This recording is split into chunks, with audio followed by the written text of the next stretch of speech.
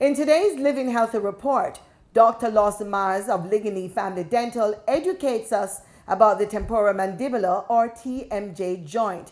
The joint acts like a sliding hinge connecting your jawbone to your skull.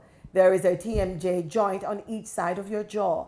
A TMJ disorder or TMD can cause pain in your jaw and in the muscles that control jaw movement.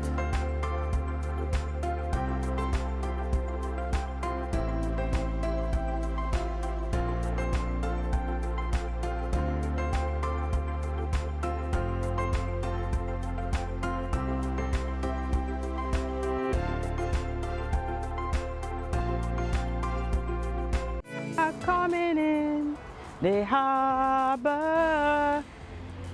Hi, Fred Locks, 1975, talking about Marcus Garvey's Black Star liner. Well, today we're not talking about any kind of shipping industry, but you know, ships fascinate me.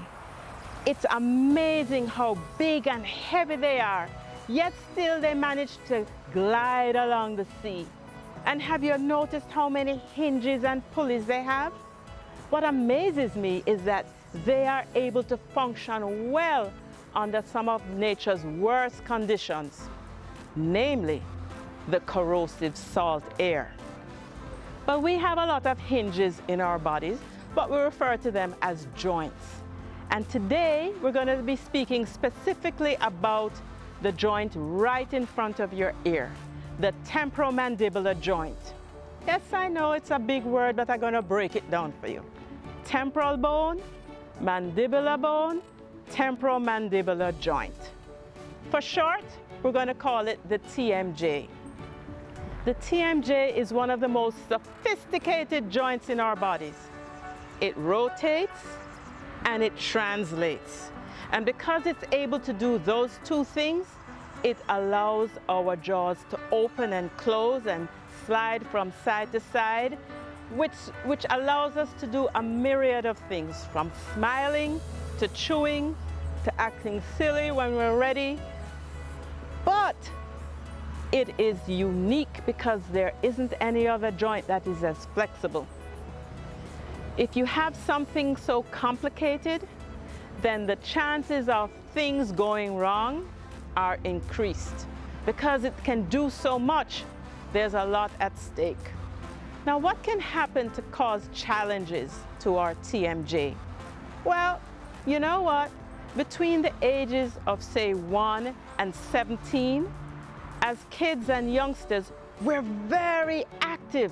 And so it's easy to get injured, falling on the field, getting elbowed, tripping and falling on the concrete. And, you know, it may seem that in no time the pain is gone, but there may be underlying things that continue. Our body compensates quite a bit, you know.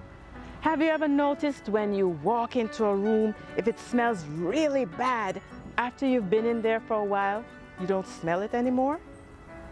Well, it's the same thing with our joint. It can be injured, but the brain says she still has to chew, she still has to speak, make it work. So the joint has lots of fluid that continues to lubricate it.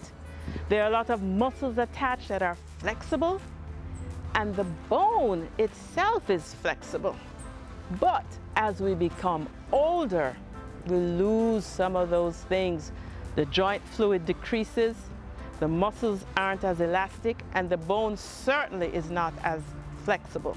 So what may not seem like a problem at age 15 may be a serious problem at age 40. Here's the challenge. The TMJ has several components. There's an upper component, there's a lower component, and then there's a little disc that's in between. The challenge can be with the disc. It can be either with the upper or lower component. It can be with the ligaments that attach the disc to the lower component, or the muscles, any number of things. So a thorough TMJ examination must be done. And sometimes we need to take images so we can see what that joint looks like. Sometimes the treatment is treating the muscles.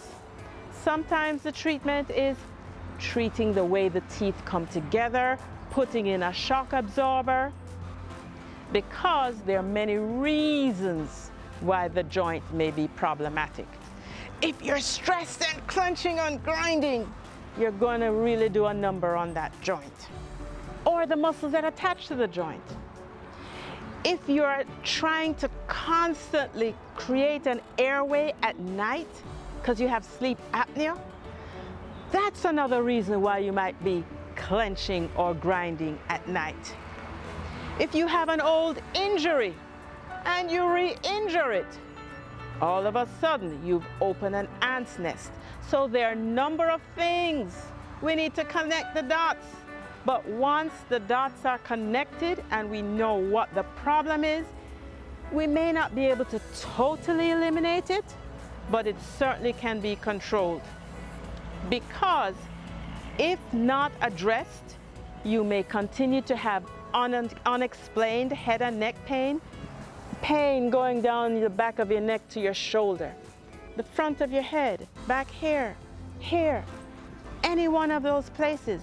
And if you don't understand the source of the pain, you're constantly getting massages here, but it's not getting better. The problem is not here, it's here. A proper diagnosis will lead to a complete treatment.